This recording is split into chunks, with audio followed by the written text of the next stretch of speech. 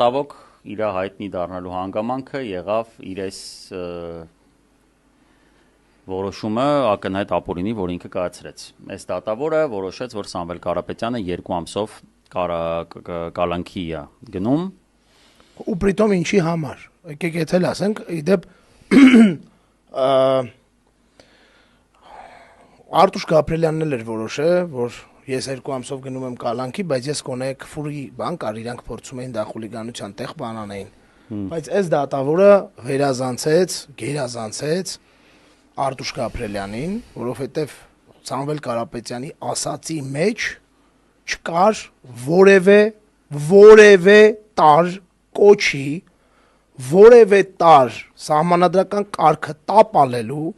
բռնի ճանապարհով հետնել ու որևէ տար այն ամեն ինչի շուրջ այս մարդը կայացրեց որոշում